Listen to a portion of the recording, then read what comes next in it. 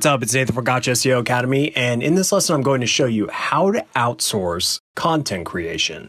So the first thing I want to go over is why should you outsource your content creation?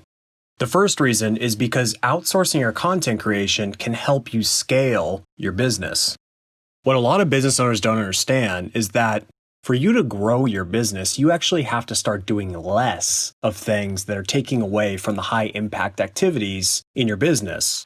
And so if your business is stagnant and your revenue hasn't been growing, then you should start looking at areas where you can outsource. And so content creation is a great place to outsource because there are many, many good writers who can do the job that you're doing and maybe could even do it better than you can. And by simply handing this task over to a qualified writer, you're going to get a bunch of time back that you can reallocate towards more important high impact activities in your business that you know are responsible for your growth. The second reason, which has a lot to do with the first one, is that when you outsource, you're actually going to help grow your revenue because you're going to be able to focus on those high impact activities. Now, the question is, when should you consider outsourcing your content creation? In my personal opinion, I believe that you should consider outsourcing as soon as your revenue allows it. So what I'm saying is it doesn't make sense to outsource your content creation right in the beginning unless you have capital. And if you don't have capital, then you should be doing it yourself until you have enough capital to be able to outsource it. The second reason is if you're just simply not a great writer, and not everyone is a great writer, and that's fine. That's totally fine because there are people out there who are great writers. And so all you have to do is just find those individuals. And I'm going to be showing you how to do that in a second. So there are two ways to outsource your content creation. Number one, you can use a dedicated content creation agency. And number two, you can use a freelancer. So the pros of using a dedicated content creation agency is speed, reliability, and less complexity. So in general, these agencies are a little more structured, they're a little more organized, and they usually have a staff of writers. So what's going to happen is as soon as you send in a content idea, they're going to get right on it and they're going to have one person from their team working on it right away. And so you're going to be able to get your content back to you faster than you would working with a freelancer. Another big pro is that they really are reliable. They have managers and other people above them who are holding them accountable. And so there is structure, and that means when there's structure, you can be confident to know that the content is being created. And the other big piece of using a content creation agency is that there really is less complexity because you're not having to train a freelancer, you're not having to communicate with a freelancer so much. You just know that this agency is going to get the work done and they're going to do it fast.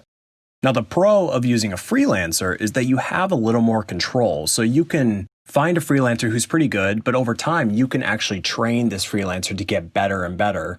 And you can also control the way that they're writing. And so when you work with an agency, it's very hard to get them to write what you want because they're kind of ingrained in their way. If you can find a freelancer who is up and coming and who is new, you're going to be able to morph this person into someone who's a very powerful member of your team.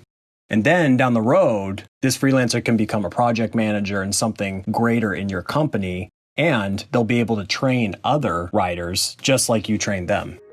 So there are 3 content creation agencies to test. I have personally used scripted.com, crowdcontent.com, but I have not used whiteglove.zeries.com. The only reason why I put them on this list is because I've heard great things about them. I just haven't had the opportunity to test them out.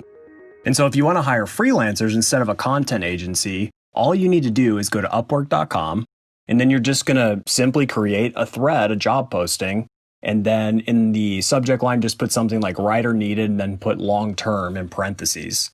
And I'll have a job listing template below this video, but for now, just remember that your template doesn't need to be complex. It just needs to have this one key element. And if you go and look at all the proposals that I've put on Upwork, you'll see that I do this in every single one. So in every single proposal, I always request that the people who are proposing to say a specific word in their proposal. So for example, I might say something like, say, quote unquote, banana in your proposal. And the reason for that is because I want to make sure that they have attention to detail. I want them to read the proposal and I want them to prove to me right away that they have attention to detail. And so then when I'm going through all these freelancers, it's super easy because I just eliminate the ones that didn't put the word in their proposal. So now I want to give you a few tips on just how to lead your writer or writers. So I highly recommend that you hire several writers at the same time. And the reason for that is because you want to figure out which ones are actually a good fit for your business. Don't become reliant on a single writer right in the beginning. And especially as time goes on, you should have one main writer in the beginning, but you should also have a couple backups. And it should continue to be that way for the life of your business. Because to be honest, a lot of these freelancers do go MIA from time to time. So just make sure you do have some replacements that are waiting on the sidelines. The second thing I recommend you do is create clear and concise instructions, style guides, and writer guidelines. This is the absolute best way to set your writer up for success. The third thing you want to do is review and give feedback. And most importantly, don't expect perfection on the first draft that a writer sends over. You have to remember that when a writer sends you a piece of content, it is literally the first draft. So you need to go through that content and you need to really work with the writer to start to form a relationship where they know what you want. And then in the future, their content will only get better as you give them more feedback and you review their content. And then eventually, they won't even need to submit multiple drafts. They may only have to submit one or two because they know your style and they know the type of writing that your business needs. The fourth thing you should do is build relationships with the good writers. And all you have to do is just offer them incentives. If they're doing a really great job, then offer them bonuses or offer them a more important position, maybe as a project manager or just something of that nature, but continually offer these good writers incentives because then they'll want to work with you and your business forever. And then the fifth thing to do is just track the performance of the content that you end up publishing on your site. If the content is performing well, then you should continue working with that writer. So eventually, you're going to want to expand your team out. So let me real quickly show you how you can do this. The first thing is just slowly grow your team as your revenue grows. As soon as you get a little bit more revenue, then reinvest it right back into your business and get more writers, because then eventually your scale will accelerate and your revenue will accelerate because you have so many people working under you. And as I mentioned before, you should move reliable, high-quality writers into more important roles so they could become project managers or the lead editorial manager or whatever you want. But ultimately, you want your writers to continue to go up the ladder because then they can train more entry-level writers in the future. The third thing is to make sure that you have an editorial calendar, and this just keeps you and your team organized.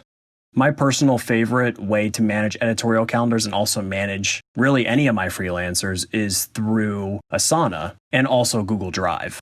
Trello and Basecamp are also excellent project management softwares as well.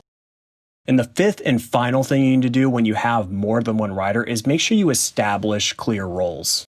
So if someone is editing the content, then that is their job. They are the editor. If someone is the writer, then they're the writer. So don't start morphing too many roles together because things can get a little confusing and that will actually end up hurting your overall operations. And so that's all there is to outsourcing content creation. Thank you so much for watching, and I'll see you in the next video.